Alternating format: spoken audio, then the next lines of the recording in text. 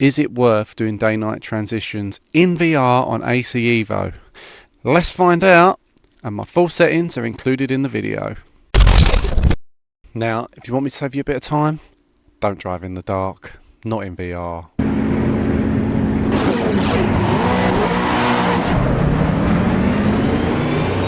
Right, we're in the AMG GT2, labelled Beast. Now, easily my favourite car track combination. There's two cars go up already. We know the AI is pretty dodgy on all tracks, so gotta watch out for getting pit manoeuvred. But that's going to give us an extra 2 spaces easy, and then we get much better straight line speed than the AI. Currently, you can't put them above 97%, put them on 100 and they just default back down. Now, patches are going to come. But what I would say is, the cars handle so beautifully, especially on the curbs. You can feel what the car's doing. They've got it nailed on with the cars at the minute. At least every car I've tested, which in fact is every car. Now, I'm driving this one just to test how it drops into the night. Personally, I think if you're racing in VR, because it's not fully up to standard, I'll put my settings in that I'm using, but I would make sure you race in the daytime. Now, I'm going to put my settings in now, so you can rejoin after you've had a look. Right, my video settings then. I probably don't need VSync on, but I've got it on for now. Anyway, the display is mainly just for your Windows display, so that's fine. Graphics, now, you'll notice everything is off or on 0 pretty much. Now, I've got multiple mirrors because I just like to use my mirrors. Ultra view distance, but everything else is on low. It's just basically all about performance. Shadows I put on low because when it's on very low, the cars just look like they're floating on the track. It just doesn't. It looks so bad. So I put that on low, and it actually seems okay. And then level of detail, keep that on high because you start messing around with that and it starts looking awful, so we'll keep that up. And then yeah, everything else is basically minimum, so not a lot of settings, but that's what I've got. If you know better ones, do let me know. If there's something you think I need on that I haven't got on, let me know again.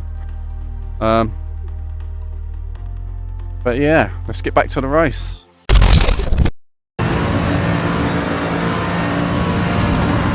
Right, so you've seen all my settings and why I've got them now. Obviously, at the moment, it's all about performance. It might not look the prettiest, but considering when a lot of games are released nowadays, VR support will be added in a year's time. The fact that we've got it from day dot is something that I fully do appreciate. We've got 7 minutes left of this race, and I think by the next lap we might be starting to get towards the dark.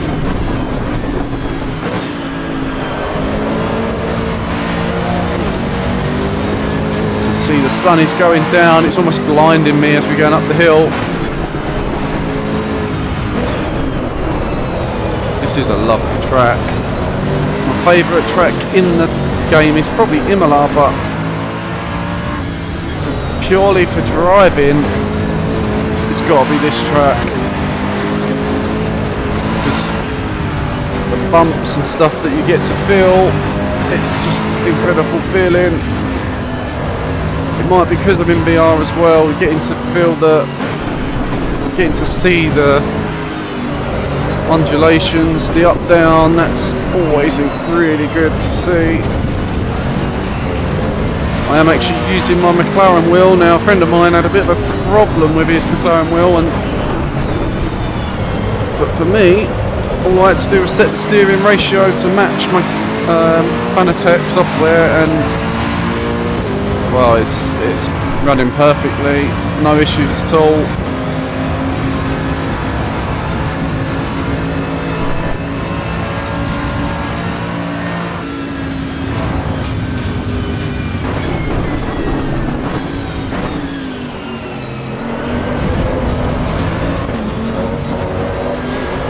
Now I know I'm going to get cheese on the straight, and it's getting dark pretty rapidly now. So I'm looking forward to taking part in the first 24-hour multiplayer race when this comes out officially. So I will be looking to get a team together to do one of those, because I've always wanted to do these endurance races. I've never had the opportunity. As we see, the AI has turned their lights on, so it's time for us to as well. I think we was actually running with them on. The shadows do look good with AI, even on these settings with your light. What we're in second place. The only problem is, you might be able to see, but I'm getting artifacts which you get from being in the night. So what I would suggest is, for now, if you're in VR, race clear and in the daytime, because it's just so much smoother and better. I've tried it with other weather a little bit, but I will do a full test on that. But I think clear skies are the way to go.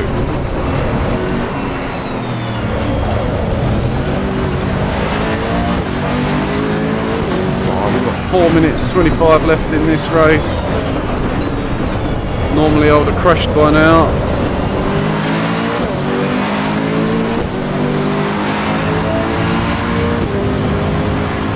Cars in our mirrors. The right hand mirror still doesn't work, which really is annoying, because I love to look at my mirrors when I'm racing to get an idea of where the AI is.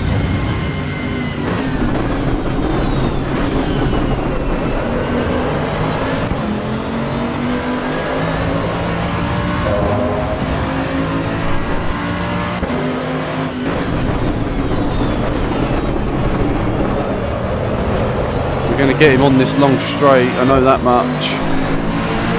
We've got probably 2 laps left, but we're in full darkness now.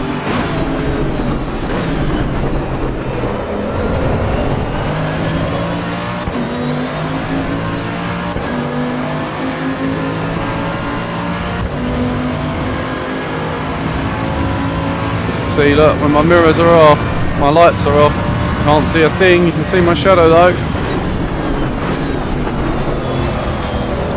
That is something that's quite nice that they have that.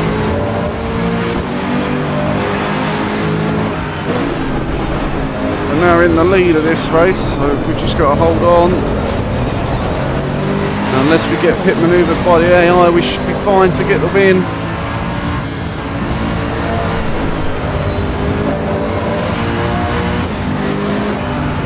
But yeah, overall, I'm just pleased that I get to race the early access in VR and not have to wait 6 months.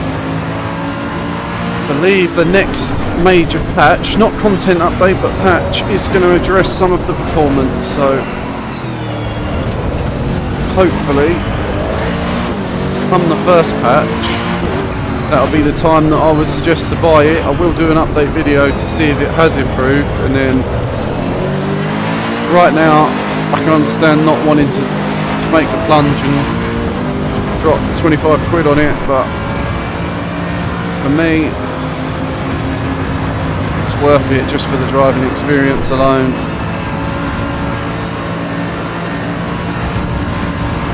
The way the cars handle, the force feedback's already really good just out the box, and because I've got a Fanatec wheel, I'm going to have less issues than a lot of people. Now, if you've got a fancy wheel or just not a very popular wheel, the port might not be ready for you out of the box. You might have a little bit of work to do. I must say the menus could do with some work, and binding my buttons, I haven't done it yet, but I'm not even sure that I can bind my McLaren rim and my CSL rim separately, so having to do binds again each time I start the game, swap my wheel, is not ideal.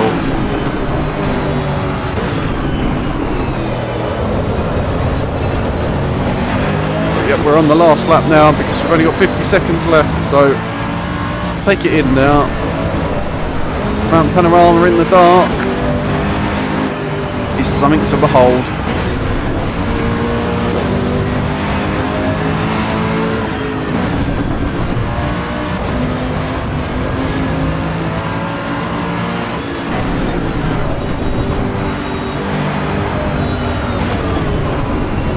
My next video will be testing out the rain and the weather. I'm not sure it's going to perform. I'm not sure it'll be very good at all, but we'll see. Hopefully it'll be better than what it's like in the dark, because the artifacts are really annoying me. It'll be daytime racing for me only until they do patch it, and then I'll test it later. But for now, if anyone knows how to get that bright mirror working, let me know. If anyone knows how to hide the UI, let me know. And yeah, my next video I'll do it in the, it'll probably be in the Ford Escort Cosworth, and it'll be raining at Imola likely, so I hope you do enjoy that one, and I hope you've enjoyed this one, and if you have, like, share and subscribe for plenty more content. Is it worth racing at night in VR? No, there's too many artifacts. But during the day, it's fine. So I'm happy. And the cars are great. I'm still loving it. Next up is testing weather. Don't have much hope, but who knows. All there is left to say is see you in a few laps. Thanks for watching.